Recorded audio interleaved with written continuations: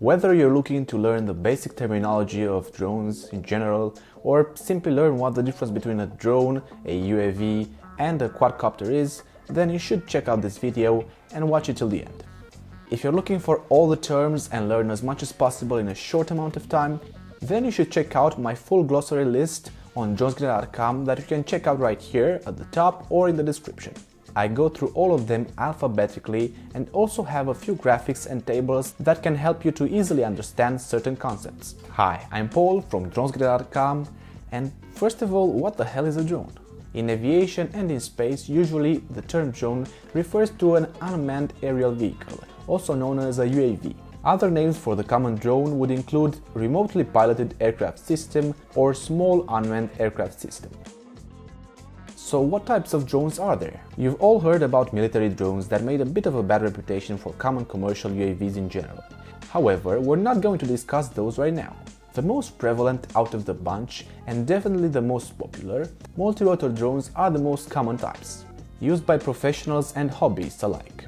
They are mostly used in aerial photography, video surveillance, inspection, and much more.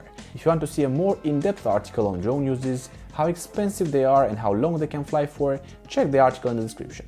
As a point of reference, the longest flying multirotor drones can stay for 20 to 30 minutes in the air at one time. This type of drone can also be further classified based on how many motors they have into the following categories. A quadcopter, the most frequently used model, being very power efficient and handling absolutely great. It's no wonder it's the choice of most manufacturers out there. Having 4 motors, they can adjust the speed at which the motors spin thanks to ESCs, also known as electronic speed controllers that connect to a main computer board. Tricopters are indeed drones that can fly with less than 4 motors. Very rare, as they are prone to a bit more instability. What's even more, they are also bicopters, which remind me of the really cool new drone called V-Copter Falcon that's been recently revealed. I plan to review this as soon as possible as it's so damn cool looking. And that one flies for 50 minutes, which is well above everything we've been used to. Hexacopters have 6 rotors and provide a bit more power and redundancy to the mix. This is what you'll find in drones that are able to carry bigger cameras, maybe DSLRs and such. They are also used for inspection work and even agriculture use. Octocopters are the big boys, with 8 rotors included, and are the top of the game for raw power and redundancy. They're made for heavy lifting and industrial work. Besides multirotor, we also have fixed-wing drones. Don't think that planes can't be called drones. As you can remember, the only conditions applied are that it flies and doesn't have an onboard pilot. These can basically stay longer in the air, as they don't need to use that much energy to beat gravity, as they can glide in the air. They can cover large areas in a shorter time. It's useful for anything agriculture related. And they're usually more lightweight than multirotors. As disadvantages go, they have a larger frame, they're not really useful for photography, and you need to know better how to pilot one because there's a higher skill cap required.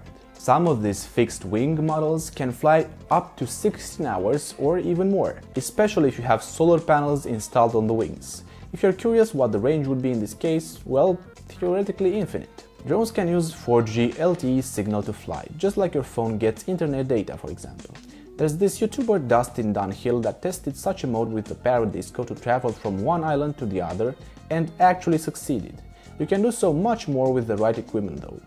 Vertical takeoff drones, also known as VTOL, are a very interesting hybrid between the previous two, as they can take off like regular drones, yet engage into gliding like fixed-wing drones, while they reach a certain altitude or speed. This allows for improving battery limits while benefiting from the stillness and stability of standard drones.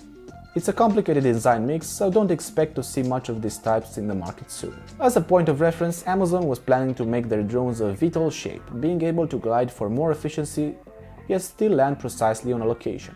There's also single-rotor drones that are basically like helicopters. They have a heavier payload capacity and have the ability to hover flight, but come with the disadvantage of being more dangerous and harder to fly. You can check the article in the description, where I have a table with the full cons and pros of each of the drones we discussed so far. You can also find out my top quadcopters for each price category, including for beginners. Let's talk a bit more about multirotor drones and quadcopters for that matter, because that's what this channel is all about. Anything beginner to professional camera multirotor drones, reviews, comparisons, and videography advice. First of all, there are mini drones, which are basically made for beginners and they can be flown inside. They have small frames and are usually cheap. These can be considered toy drones, but some can be quite advanced despite their size. A drone that's small in size and weight is the Mavic Mini. That's also a drone with an amazing camera, so size is no longer such an important factor. Hobby drones are mid-sized drones that are popular among hobbyists, and they're usually priced under $200. These types of multicopters are ideal for those with some experience in handling drones. Many hobby drones come with cameras or have mechanisms for camera attachments. These are usually under $200. Although much progress has been made, they're still not on the professional level required for making money with them. Professional drones are usually on the high end with 4 or more rotors. Many of these types of drones are used for professional aerial photography or videography. As such, they already have built-in high-definition cameras. They often have a better range and longer flight times. These drones come with impeccable 3-axis stabilization gimbals, brushless motors and automatic flight modes. The barrier of entry has lowered substantially in the past couple of years, now being able to get such a drone for about $500, but of course there are advantages of paying more for one. Racing drones are relatively smaller types of quadcopters. They are built to be faster and more agile than a typical hobby or professional drone. They also include a built-in camera that provides first-person view video feeds that provide a cockpit view as the craft flies through courses and obstacles. Trust me, these can be really hard to fly and quite dangerous sometimes, so only fly these if you're quite an expert or have flown before in an FPV simulator. I know I've talked a bit about brushless motor, brushed motors, 3-axis, what? So let me explain what the differences are. There is the glossary with all the definitions in the description, but let's go a bit over the main terms that I have mentioned during this video. Brushless motors are superior to brushed motors in every way, but they're also more expensive. Brushes inside electric motors are used to deliver current to the motor. Brushless motors don't have these commutators. This means that the brushed motors are in perpetual physical contact with the shaft and brushes, and they wear out. The price range where you can find brushed drones is usually under $100, and brushless motors are found in more expensive drones. FPV is known as first-person view and is usually used when we talk about racing drones. It's when you feel like you're in the cockpit of a drone and fly like a pilot. A very interesting experience, especially thanks to the new FPV system from DJI. I have made a video of it right here. 3-axis gimbals are usually found in more professional camera drones, and are a series of motors that help stabilize the camera independent of how the drone moves or vibrates. This is what creates those silky smooth videos you see on YouTube. A 3-axis gimbal has 3 motors that stabilize the image in all the 3 axes. A 2-axis gimbal doesn't usually have the side stabilization and tends to be slightly cheaper. Because this is quite a sophisticated system, they're not that cheap, so expect adding at least $100 to $200 to the price of a drone if it has one of these, especially good ones. Electronic image stabilization is an alternative or an addition to the more classical 3-axis gimbal stabilization, and means that the image is stabilized through software inside the drone. This is usually a compromise, as it has to cut down from the final image size to compensate for all the movement. Although EIS made huge progress lately, nothing can compare with a good 3-axis gimbal. Another term that has been used more frequently in the recent years thanks to DJI is obstacle avoidance. DJI has included cameras on their drones to provide alerts for objects in proximity and even actually calculate a new trajectory of the drone. This can be found either in front of the drone or lately in the back, sides or even up or down. The term ready to fly comes from the hobby drone enthusiasts mainly and makes the difference on how a drone can be bought from the store. You can get it fully functional from the box like most commercial drones, DJI for example. LiPo batteries are a type of battery technology that is favored by many drone manufacturers because of its lightweight and high capacity charging.